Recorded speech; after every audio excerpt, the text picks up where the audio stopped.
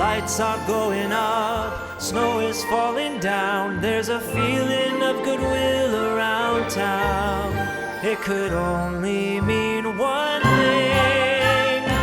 McRib is here. People throwing parties, ugly sweaters everywhere. Stockings hung up by the chimney with care. It could only mean one thing. McRib is here.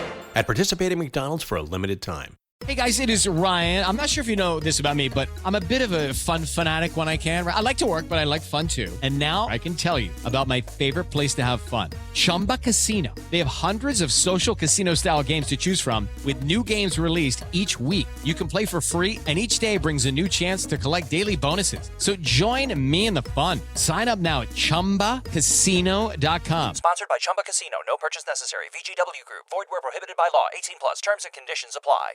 Lights are going up, snow is falling down. There's a feeling of goodwill around town. It could only mean one thing. McRib is here. People throwing parties, ugly sweaters everywhere. Stockings hung up by the chimney with care. It could only mean one thing. McRib is here. At participating McDonald's for a limited time. Hey guys, it is Ryan. I'm not sure if you know this about me, but I'm a bit of a fun fanatic when I can. I like to work, but I like fun too. And now I can tell you about my favorite place to have fun. Chumba Casino. They have hundreds of social casino style games to choose from with new games released each week. You can play for free and each day brings a new chance to collect daily bonuses. So join me in the fun. Sign up now at ChumbaCasino.com. Sponsored by Chumba Casino. No purchase necessary. VGW Group. Void where prohibited by law. 18 plus. Terms and conditions apply. You're listening to 2024 in Review, a look back at some of the most compelling conversations and stories of the year from True Crime Today and the Hidden Killers podcast. You are listening to continuing coverage of the trial of Chad Daybell from True Crime Today and the Hidden Killers podcast. Let's go back to the courtroom. And we know where that young lady was found. She was found on Chad Daybell's property. Chad labels someone dark. Chad says if someone's so dark or a zombie, the body has to die. Alex believes Chad 100%. You heard that the burned and charred remains of Tylee Ryan were found on Chad Daybell's property. You heard from Dr. Garth Warren that Tylee's manner of death was homicide with the cause undetermined. Why was the cause undetermined? Well, you heard from Dr. Angie Christensen, and you also heard from Dr. Bartelink how Tylee's body was burned. Dr. Bartelink even indicated, depending on what accelerant was maybe used, Tylee could have been burned within 2 hours. You heard from Dr. Angie Christensen that there were multiple areas of blunt force trauma to the skull, sternum, and ribs. You then heard Dr. Bartelink confirm that. In addition, there were 18 sharp force impacts. Additionally, you heard from Katie Dace how Tylee's DNA was found on a pickaxe and a shovel that were in the defendant's garage. We also heard from Alice and Todd Gilbert, and Alice Gilbert talked about how when Tylee was still missing, before she was found, Alice asked Chad about her. She wanted to know, doesn't Tylee want a life? Doesn't she want things that most young girls get? Chad's response, well, Tylee didn't like people and she didn't like me. What stood out to Alice? Tylee hadn't been found yet, and the comment was in the past tense. Tylee was now gone, but JJ was still alive. We heard from Zulema Pastenis how she visited in September. She stayed at Alex's apartment, but she would visit with Lori. You heard from her that she asked Lori, where's Tylee? Because she didn't see her. Lori's response, don't ask. Zulema talked about how she did see JJ though. JJ was alive and well at that time. On September 18th of 2019, Lori began receiving the Social Security payments for JJ and herself from Charles' death. Back in July, again, shortly after Charles' death, Lori's asking Chad, I need you to check JJ. Why? He was calm and wanted to watch movies. Her kid's calm and wants to watch movies, and her first thought, have Chad check him. Chad's response, JJ is at a 2. On August 10th of 2019, Chad messaged Lori that JJ was getting close. Says, when I was sitting across from him eating bacon, I sensed he was barely attached to his body. On August 10th, again, Lori had asked, please check JJ. Chad's response, or then Lori further pushes, is he at 0 yet? Chad's response, yes, he's at 0. If Chad labels someone dark or a zombie, the body has to die. Chad determines the death percentage. When the death percentage hits 0, that person's been marked for death. On September 23rd of 2019, you heard how there was location data associated with Alex Cox looked at. And before that, you'd heard from Melanie Gibb and David Warwick about how they were visiting Lori. They'd come up for an event and they were staying at Lori's house. You heard from them, from Melanie Gibb in particular, that there was an incident where Chad took JJ upstairs. And when Chad came down, he had scratches on his neck, that being Chad had scratches. And when asked what happened, he basically said JJ had freaked out. On September 22nd of 2019, you heard from Melanie Gibb and David Warwick how they saw Alex come in carrying JJ. JJ's head was on Alex's shoulder. They assumed he was asleep. David Warwick thought it was a sweet moment. In the early morning hours of September 23rd, you heard from Melanie Gibb how something had startled David. He'd had a panic attack, a bad dream, something. She called Chad, no answer. She tried to get a hold of Lori, no answer. She tried Lori's door, and it was locked. The next morning, you heard from David Warwick that he asked where JJ was. On the morning of September 23rd, said, I wanted to say goodbye to JJ before I left. They described Lori as appearing somewhat nervous, starting to talk fast, and she explained how JJ was dark. JJ was now a zombie. JJ had gotten on the cabinets. He was knocking over pictures of Christ, and so he wasn't there, and she wasn't going to go get him. Melanie and David never saw JJ again. On September 23rd, later that morning, Chad places a call to Alex. And what does Alex do when Chad calls him? He heads up to Chad's property. And what do we then know? Alex's device is at Chad's property with some data points there showing at 9:56 a.m. and 10:02 a.m. Oh, thank goodness. We know where JJ was found. JJ was found on Chad Daybell's property, close to where those red data marks are. On June 9th of 2019, investigators searched Chad's property, and they ended up locating JJ.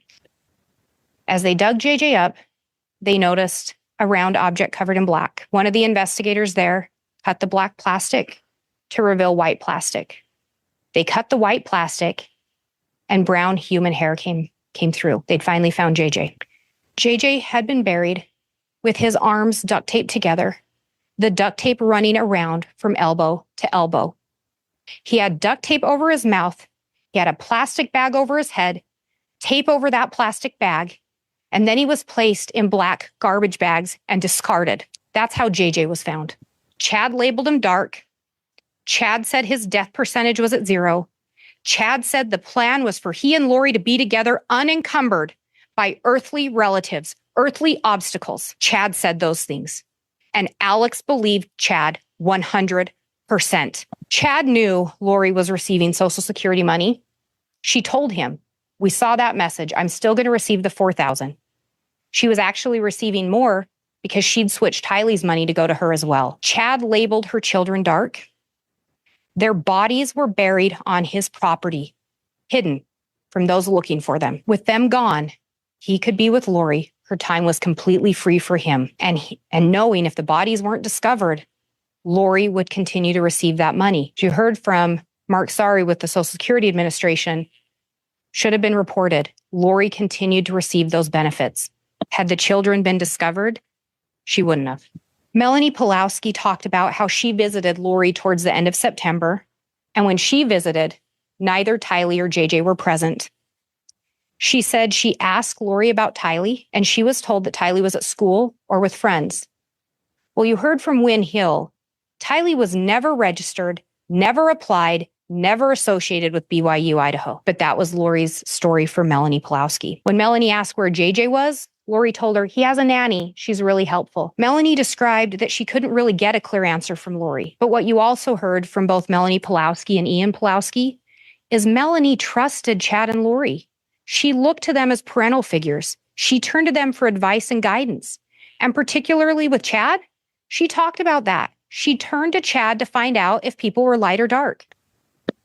We know that around October 2nd of 2019, Tylee Ryan's Jeep travels to Arizona. And you heard from Brandon Boudreaux about what happened. Brandon Boudreaux saw the Jeep, saw a gun, and someone took a shot at him. That someone was Alex Cox. Brandon Boudreaux had been determined to be dark by Chad Daybell. That bullet hit the top of Brandon's car. Brandon lived to report it. He lived to tell what happened. Brandon said that Jeep was missing the tire off the back. He noticed that. And you heard from analyst Heuermann how on October 2nd, Chad and Lori were seen in Rexburg, Idaho, storing a tire. During that trip, we talked about a device being at Lori's apartment, one of Alex's devices on September 30th. It was during that trip.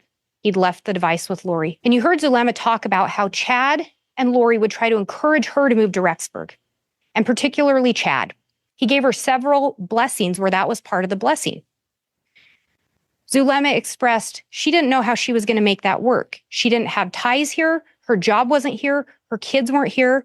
And she expressed to Lori, I don't know how I'd financially do it. Lori said, don't worry.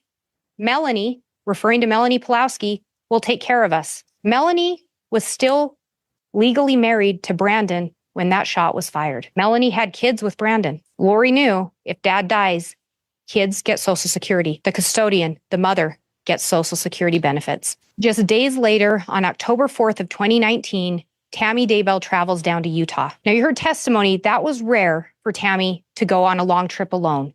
She didn't like to drive alone. But you also heard Chad was supposed to go with her and he backed out. Why did he back out? Well, we saw the messages between Lori and Alex about how she and Chad were going to get to go on a real date. Tammy was gone to Utah. He and Lori were going to get to go on a date. You heard from her sister, Samantha Gwilliam, how because Tammy had been diagnosed with depression at some point, she made it a habit that when she would see her, she would give her a once-over. She would check on her, make sure she looked healthy, make sure she didn't appear to be suffering with the depression. Samantha did that on this trip. And what did she notice? Tammy appeared fine. She noticed no physical problems. Tammy reported no physical problems. She reported no medical issues to Samantha. Samantha saw none. In fact, what did we hear? Tammy put on a clogging routine. She had a nice visit with her family. Both Samantha and Jason William talked to you about some changes they'd noticed before that October 4th visit, and particularly with Chad. Chad and Jason had been very good friends. Conversation flowed easily. But that summer of 2019, they talked about Chad and Tammy coming to visit, and Chad was awkward. He didn't really engage with them. They took note of it, but they didn't know what was going on. Then you heard from Samantha how Tammy was down there around her birthday. Samantha didn't even know Tammy was going to be in Utah. Tammy runs up to the door to give her birthday present, gets to stay just long enough to watch her open it. Chad never left the car. Chad and Jason were friends. And you heard Samantha say they'd had no falling out. Nothing that she could think to explain why Chad wouldn't come into the house. Again, back in July, when Chad and Lori are talking about death percentages, Chad tells Lori he got the inspiration to go back to he uses my original death percentages that helped us track Charles, Ned. Chad had the death percentages to track Charles. Tammy is very close. Her percentage has fallen steadily since Iplos left. It is encouraging. Charles Vallow was killed on July 11th of 2019. Since he left, Tammy's levels were dropping. Chad then tells Lori Tammy is at a 3. Chad tells Lori on July 30th of 2019, this afternoon, Tammy said she felt lightheaded, as if her body and spirit weren't connected. Interestingly enough, Coroner Dye made a similar note in a report that Chad told her something along the lines of Tammy not feeling connected to her body. Chad said that back in July. On October 5th, Chad messages Lori, big news about Tammy. The short version is she has been switched. Tammy is in limbo, and a level 3 demonic entity named Viola is in her body. Tammy's now a zombie, essentially, or she has a dark entity in her. Again, someone's dark, someone's a zombie. The body has to die. And Chad can tell and controls the death percentages.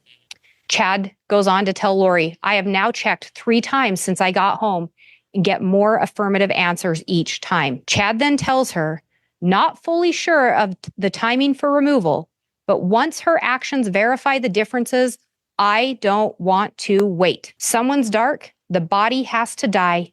Chad doesn't want to wait. On October 9th of 2019, you all heard about an attempted shooting of Tammy Daybell. Earlier in the day, a device associated with Alex Cox traveled down to Sportsman's Warehouse, and you heard how Alex purchased several items. They were all dark in color, a face mask, a knit beanie, frog tog pants, and mittens. And you heard the gloves were a flip mitt. You could pull them back to do things that you needed your fingers for, such as shooting a gun. You heard how later on the 9th, after going to Sportsman's, that device drove up by the Daybell residence, didn't stop, but was in the vicinity, and then left back to Rexburg. What you also heard was that Alex Cox had purchased a burner phone on October 8th of 2019, just the day before. That device was activated on October 9th of 2019. Chad Daybell also had a new burner phone that he'd activated on October 8th of 2019. And you heard talk of the 401 number. That particular phone was only in contact with Lori Vallow and Alex Cox. You heard how around October 9th and in the days after, there were multiple searches conducted on the Homer J. Maximus account. Homer J. Maximus was Alex's account. He had searched drop from 100 yards to 300 yards, 6.5 Grendel. How to prep your AR for the cold, how to load your AR, help load your AR in the cold, how to shoot through a Dodge Dakota, how to shoot through a windshield. You heard that the Daybells owned a Dodge Dakota, and you heard mixed testimony on who drove the car the most, but what was unrefuted is that at a minimum, Tammy did drive that car at times. At a minimum. On October 9th of 2019, there were multiple messages exchanged between Alex, Chad, Zulema, and Lori. The attempted shooting occurred at around 9:15 p.m., and then 4 text messages were exchanged between Alex and Chad between 10:28 and 10:29. Remember, Alex's normal phone or his usual device was left at his apartment, but he had just activated a burner phone. You heard from Zulema that on this same day and around the same time, Lori invited her over to Melanie Pulowski's house in Arizona to conduct a casting on Tammy. And Zulema had told her, we finally have it figured out. We really know how to do this. And you heard from the ladies that what they were taught is if a casting was successful, the body would die or it would naturally expire. They weren't taught that anyone was going to take any action on the body. They were just taught that it would naturally happen. Zulema talked about how that night, Lori got a phone call. And she said she had never seen Lori so mad. And when Lori got off the phone, she made a comment along the lines of, that idiot can't do anything right or can't do anything by himself. And when we talk about the timeline on October 9th, you can see there were multiple communications between Chad and Lori and Alex and Chad. The other thing that you notice on here is this incident is reported at 9:41, originally by Joe Murray. And you heard from Joe Murray, he's Tammy's son-in-law. You see that the Fremont County Sheriff's Office was dispatched at 9:45 p.m. And then at 9:49, Tammy made a call into the non-emergency line in Fremont County. 9:52 is when the Fremont County deputy arrives on scene. And why does that matter? Tammy had done a search, or someone using Tammy's account had done a search for first an airsoft gun and second a paintball gun. But when you look at the time of the search, 3:29, if you do the calculations for UTC, it ends up at either close to 8:30 p.m. or close to 9:30 p.m. Attempted shooting happens around 9:15. So around 9:30, Tammy is conducting those searches. Well, why does that matter? Deputy Cannon's not on scene. Deputy Cannon doesn't get to the scene until 9:52. He can't be there when Tammy's looking at anything. He can't be there to know who did the Google searches. And Deputy Cannon talked to you about the fact that he was looking for casings. Why was he looking for casings? Because he didn't know. He thought it could be a rifle. Nobody knew if this was a paintball gun or a rifle. What else we know from Deputy Cannon's report is towards the bottom, when he talked to Joe Murray, Joe Murray told him he was cutting wood on his property when he heard Tamara scream. Joe Murray heard his mother-in-law scream. He called 911. Later, Tammy called dispatch. We know Tammy sent an email to her son, Mark, and we reviewed that email several times. We know Tammy called into dispatch, and we reviewed that call several times. Tammy at times refers to it as a paintball gun, but remember how she describes it. He was holding it like it was a rifle. He was pointing it at me. He was pulling the trigger. He was shooting at me. This wasn't someone just pointing a gun. This wasn't a prank. The person was pulling the trigger. She says it was dark. She describes the person dressed all in black, and she describes the person wearing a face mask. Remember, Alex Cox had purchased a face mask earlier that day at Sportsman's Warehouse. Alex Cox had purchased black or dark clothing earlier that day at Sportsman's Warehouse. Alex Cox had a 6.5 Grendel. Alex Cox was searching about shooting a 6.5 Grendel in the dark or in the cold. Why? You heard from Detective Kaikamanu that it was 26 degrees on October 9th of 2019. You heard in Tammy's own words, he stood there pulling the trigger, shooting. The gun didn't go off or the gun misfired. Alex is searching about how to shoot an AR in the cold. You heard from both Investigator Edwards and Detective Kaikamanu about their training with paintball guns and their training with ARs. You heard from them how the scope on an AR could be mistaken for a hopper on a paintball gun. You further heard when it's dark, it's even harder to tell. You further heard that if the gun is pointed at you, it's going to be that much harder to tell. You also heard that Tammy wasn't familiar with guns. Her own kids, Emma and Garth, told you. They've never seen Tammy with a paintball gun. They've never seen Tammy with an assault rifle. But what do you know? Tammy was scared. Tammy sent a Facebook message warning people. In her email to Mark, Tammy said, "The scared part came later when I realized what could have happened.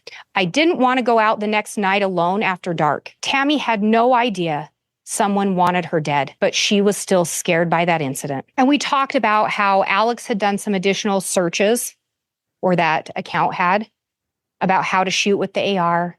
And you heard how Alex was going to the shooting range in Fremont County from Detective Kaikamanu, and that was before and after this attempted shooting of Tammy. And you heard from Agent Wright how he was going to the shooting range in Rexburg, and he was practicing to shoot long distances. And you heard from Investigator Edwards. He talked to you about how he looked at that gun. He looked at that Grendel 6.5, and it had a pin that was loose. And he explained to you about how if that pin had come loose, that could cause the gun to misfire. Alex didn't know why the gun misfired. That's why he was looking at shooting an AR in the cold. Instead, we do not know of any other attempted shootings of Tammy Daybell. Instead, what we know is that on October 19th of 2019, just before 6 a.m., Chad Daybell and Garth Daybell made a call to 911 to report Tammy's death. Remember how Garth described her. She's stiff and cold. Remember what Chad said. She's clearly dead.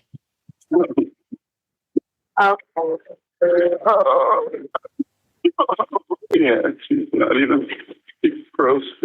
A little over 24 hours from reporting his wife's death, Chad messages Lori, "I know exactly how you feel. I'm feeling sad, but it isn't for the reason everyone thinks." His wife had been reported dead a little over 24 hours before he sent that to Lori. You heard the description of Tammy. Stiff and cold, clearly dead. And yet, Garth and Chad say they put her back on the bed. Garth says he hears a thud and his dad calls for him. However, Garth and Chad were consistent. Tammy didn't fall out of bed. Where's the thud? They both describe the top part of Tammy falling out of the bed and her legs being tangled in the sheets.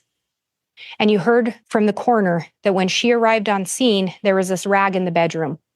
And she took the rag and she wiped the foam or the sputum that was coming out of Tammy's mouth. But what you also heard from her was it was a rag Chad had already been using. Tammy's clearly dead. The body's been moved. The foam's been wiped. And if we back up to October 18th of 2019, we know Lori was in Hawaii. She was in Hawaii with Melanie Pulowski. You heard how Alex took her down to Las Vegas to drop Lori off at the airport shortly before that. But what's more telling than who was in Hawaii is who wasn't. Melanie Pulowski told you Alex Cox was supposed to go with them on that trip. Alex didn't go because Chad needed help with something. Tammy was possessed. Her death percentage was low. Alex believed Chad 100%. And you heard from several witnesses, Detective Kaikamanu, Investigator Edwards, and Agent Balance, that advice associated with Alex Cox was at a church just 2.6 miles from the Daybell residence from 10:07 p.m. to 10:45 p.m. on October 18th of 2019. Chad needed Alex's help with something. You heard testimony. Alex didn't know anyone else in the area. He knew Chad. Alex didn't know Tammy, but he knew Chad. At 11:53 p.m., the phone, again, there was a data point, about a 7-minute drive from the church. Garth would have gotten home between 1 and 1:30 from his employment. You heard Garth tell you that when he got home, he saw 2 lumps in his parents' bed, assumed it was them. He didn't go check on them. He didn't verify anything to see if they were okay. However, you heard from Micaiah Baglin that what Garth told him, that was when Garth got home from work, he found his mom dead in her bed, and his dad was nowhere to be found. And you heard from Deputy Greenalch, and you heard from Deputy Coroner Wilmore and Coroner Brenda Dye. And you heard them talk about what Chad told them when they were on scene. And the statements changed over time. The statements changed as new people came in. Coroner Dye mentioned something about seizures. All of a sudden, oh yeah, Tammy was having seizure-like activity. Nothing in Tammy's medical records support low blood pressure. Nothing in her medical records support seizures. Nothing in her medical records support any kind of a negative drug interaction between homeopathic medications or any other medications Tammy was on. Those were statements provided by Chad Daybell. Initially, based on the information provided solely by Chad, no autopsy was ordered. However, just weeks later, the Fremont County Sheriff's Office was contacted by the Gilbert Police Department about that attempted shooting of Brandon Boudreaux. They'd linked the Jeep that was used in that to the Fremont County area. And more specifically, they wanted them to check if it was on Chad Daybell's property. Shortly after that, an investigation was launched by Fremont County into Tammy Daybell's death. This included exhuming her body. Her body was exhumed so the Utah Medical Examiner's Office could perform a full autopsy and conduct an investigation into the cause and manner of death. And they, in fact, did that. And we'll come back to that in a little bit. After Tammy's death, you heard how Chad told multiple people that he couldn't stay at the house anymore. He was going to move in with a friend. This was right after Tammy's passing. You also heard how Tammy died on October 19th of 2019, or that's when she was pronounced dead. That was a Saturday. Funeral was held in Springville, Utah on Tuesday, 1 working day to get everything ready. You heard Todd Gilbert say how it felt like Chad just wanted to get it over with. And you also heard from Samantha Gwilliam that she had concerns because Chad indicated he didn't want his name on the headstone. Tammy was going to be buried alone in Springville, Utah. You also heard Patty later talk about she went to the funeral and Chad's talk was disturbing to her. It was disturbing to her because he talked about Tammy's depression and how she was hard to live with. Patty thought that was a little off-putting. Alice Gilbert also thought it was odd, but she thought it was odd that Chad spoke. In her experience, usually it's too difficult for a spouse to give a talk at the funeral. Steve Schultz, who was the mortician from Utah, indicated he thought the timing of the funeral and the fact that there was no autopsy and that Chad didn't want an autopsy was a red flag. So much so that he said, he asked Jason Gwilliam, Chad's brother-in-law, do you think he killed Tammy? When we talk about the timeline of October 18th to the 19th, you can see the communication. Texts between Chad and Lori, Lori and Alex, Chad and Alex, Alex and Lori, and it goes on. They're in constant communication that day between the 18th and the 19th over that time span. Tammy Daybell had an autopsy conducted by the Office of the Utah Medical Examiners. They determined the manner of death to be homicide and the cause to be asphyxiation. Tammy had life insurance. And we talked about a couple different policies. One was Primerica. It was a policy that had been in existence since 2002. Both Chad and Tammy were insured, and they were both each other's beneficiaries. However, Tammy also had insurance through her employment, through the Ballard Insurance, or we also called it Life Map. She had a base of $50,000, and on September 8th, just a little over a month before her passing, she raised her individual amount to the maximum of $80,000. So that policy was now a total of $130,000. Chad submitted claim forms to Primerica and to LifeMap. On both claim forms, he indicated the cause of death was that she died in her sleep. Chad then received and deposited $300,000 from Primerica on October 31st of 2019, and then deposited $130,000 from LifeMap on November 8th of 2019. Again, on both claimant's statements, he put the cause of death was she died in her sleep. And maybe more telling on LifeMap, because Chad told people that Tammy was having medical issues. She was having trouble breathing. She was having shaking fits, dizzy spells. He provided information to try to explain her death. However, on the LifeMap claim form, under the question, when did the health of the deceased first become impaired, he wrote October 18th of 2019. When Tammy upped that LifeMap insurance, Chad signed off on it too. Chad knew she had increased that life insurance. You heard how just days after Tammy's death, Chad went and visited with Alice and Todd Gilbert, and he told them about Lori. And shortly after, he brought Lori to meet with them. And Lori and Chad talked about their plans for a future, their plans to be together. What else was telling about that visit? They asked about kids. Chad's response to Alice, Lori had a daughter that died. Tylee hadn't been found yet. They went to dinner with Chad's parents, and you heard from Sheila Daybell. Lori told her, I have a daughter that died. We know on May 6th and 7th, Chad and Lori Googled searches for malachite rings. This was during a time that Tammy and Charles were still alive. We know on August 14th, Lori attempted to purchase a malachite ring. Again, on August 25th of 2019, she again attempted to purchase a ring. Charles was dead. Tammy was alive. On October 2nd, Lori purchased 2 malachite rings.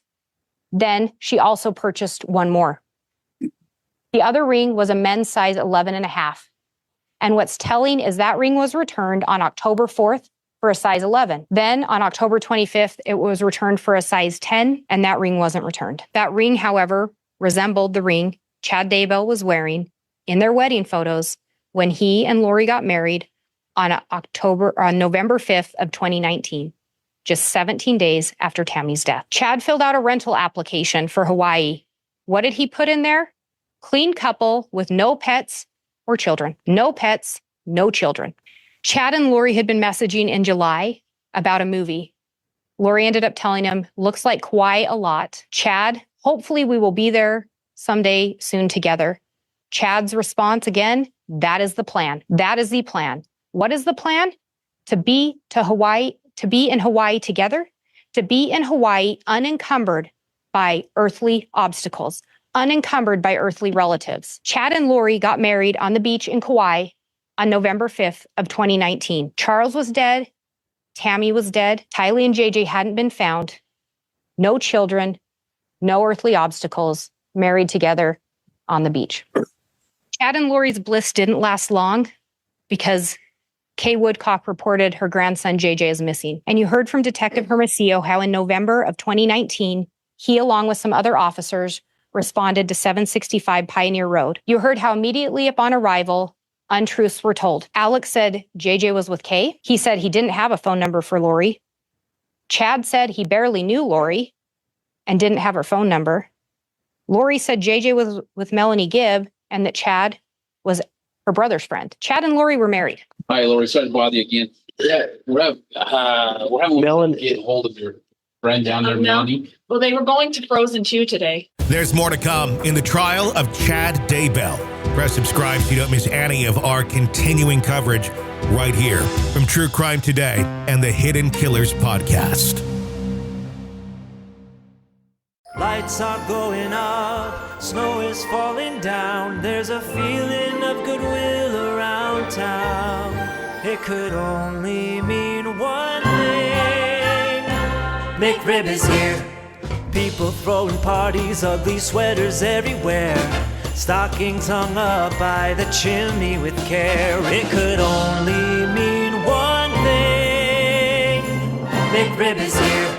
At participating McDonald's for a limited time. It can get lonely climbing Mount McKinley, so to entertain myself, I go to ChumbaCasino.com. At Chumba Casino, I can play hundreds of online casino-style games for free, like online slots, bingo, slingo, and more. Plus, I get a daily login bonus. It's just too bad that up here, I don't have anyone to share my excitement with. Woohoo! Woohoo!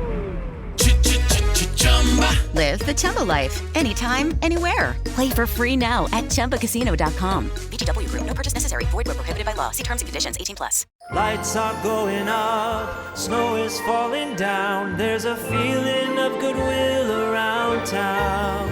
It could only mean one thing. McRib is here. People throwing parties, ugly sweaters everywhere. Stockings hung up by the chimney with care. It could only mean one thing. McRib is here. At participating McDonald's for a limited time. Hey guys, it is Ryan. I'm not sure if you know this about me, but I'm a bit of a fun fanatic when I can. I like to work, but I like fun too. And now I can tell you about my favorite place to have fun. Chumba Casino. They have hundreds of social casino style games to choose from with new games released each week. You can play for free and each day brings a new chance to collect daily bonuses. So join me in the fun. Sign up now at ChumbaCasino.com. Sponsored by Chumba Casino. No purchase necessary. VGW Group. Void where prohibited by law. 18+. Terms and conditions apply.